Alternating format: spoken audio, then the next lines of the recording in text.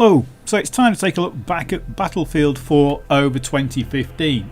Now, be honest, how many people thought that Battlefield 4 would still be one of the most popular online shooters at the end of 2015?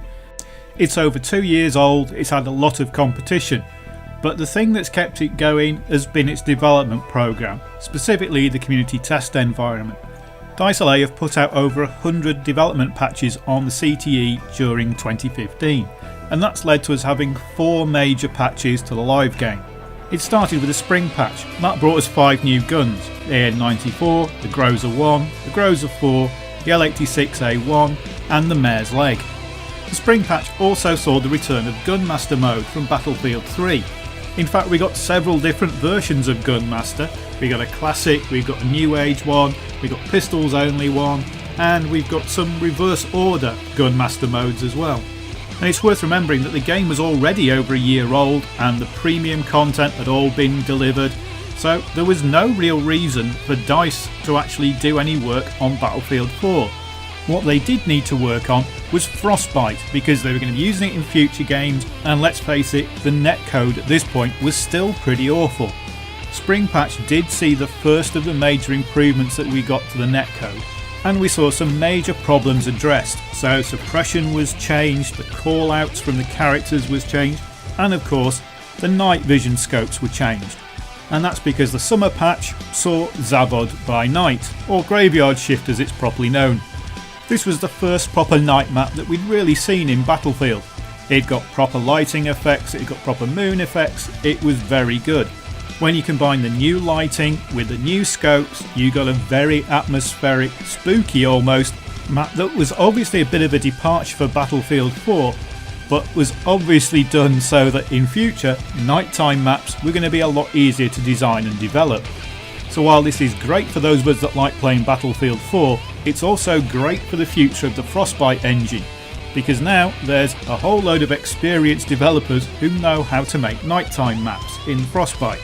And along with the new version of Zavod, we also got some major problems in the game fixed. So dusting, which had been a problem for ages, that's missiles hitting vehicles and not exploding, that was finally fixed in this summer patch. So while Hardline was struggling to keep players, Battlefield 4 was getting new features, netcode improvements and bug fixes.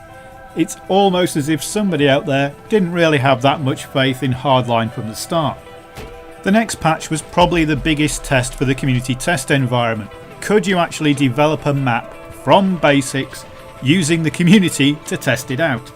And it would appear that you can, because Operation Outbreak is a really good map. The community decided they wanted a throwback map to get back some of that jungle experience we had in Bad Company Vietnam, and it's a very good map. Were all the design decisions and testing done by the community? No. Individual design decisions were done by DICE LA, but the feel of the map and the bulk of the testing were done by the community.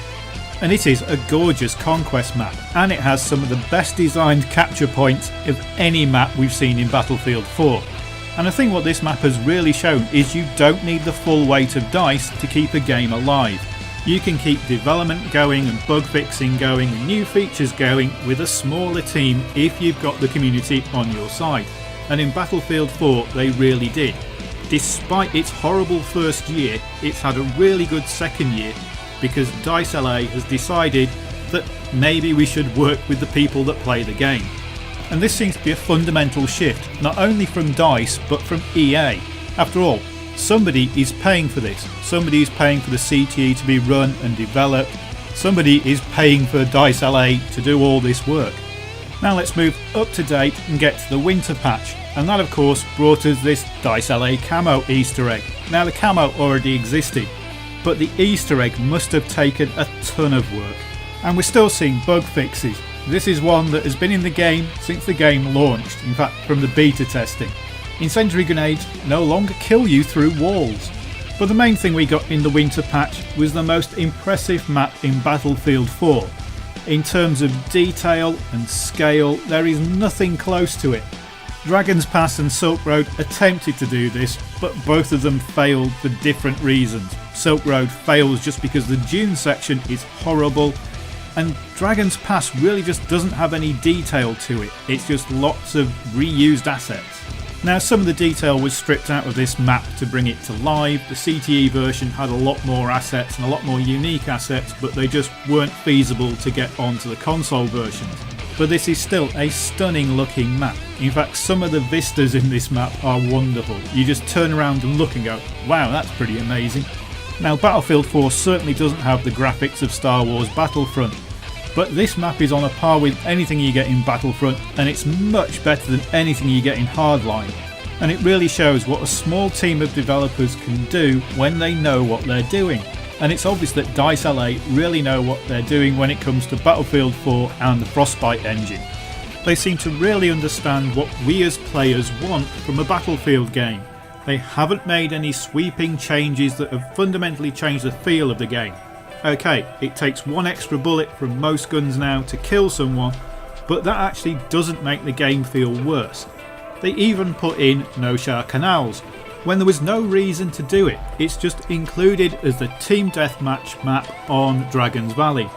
They could really have used any of the capture point regions, put that in as the Team Deathmatch map, and nobody would have complained because Dragon's Valley was a free map. Nobody's paid for it except for DICE and EA. They haven't even restricted any of their new content to the premium members. It's been available to everyone. All the new maps are just standard Battlefield 4 maps. You don't even have to have bought a DLC to use any of them. So a game that should really be dead and buried in this yearly cycle we have of shooters is actually expanding. Now I'm recording this narration on Sunday afternoon, and if I look at BF4 stats I can see that 40,000 people are playing Battlefield 4 on PC. There are 24,000 playing it on PS3, there are 8,000 playing it on 360, there are 16,000 playing it on Xbox One, and 40,000 playing it on PS4. That's 128,000 people playing a game that's over 2 years old. Now at the same time there are 220,000 people playing Star Wars Battlefront, there are 27,000 people playing Battlefield Hardline, and on PC there are 18,000 people playing Black Ops 3. And of those 220,000 that are playing Star Wars Battlefront, 20,000 are playing it on PC. So Battlefield 4 is beating Battlefield Hardline, Star Wars Battlefront and Black Ops 3 when it comes to the number of people playing it on PC. And I suspect that that's all down to the improvements we've seen this year. Now in 2014 I would have said that Battlefield 4 was a fun game but not a great game. I think at the end of 2015 it is a great game. For me it beats Battlefield Hardline hands down across the board in pretty much every respect, even though it's a year older. Star Wars Battlefront, beautiful pretty game, but doesn't have the shooter mechanics. Black Ops 3 is just another Call of Duty game, and if anything its single player is better than its multiplayer. And Rainbow Six Siege, sorry, I hate you with a passion. So my best shooter of 2015 is actually Battlefield 4, even though it was released in 2013, and is probably going to go on into 2016. Now I'm prepared to accept the argument that I'm a Battlefield 4 fanboy. In fact I'm a fanboy of the Battlefield franchise as long as it doesn't have Hardline in the title. So this isn't going to be a stunning result, but I think it is pretty stunning that Battlefield at the end of 2015 is a completely different game to what it was at the end of 2014. Hopefully all these improvements we've seen to Battlefield 4 are going to carry over into Battlefield 5 at the end of 2016. But that's for the next video, where I'm going to talk about what I want to see for Battlefield 4 over 2016 and what I hope is going to be in Battlefield 5. Thanks for watching.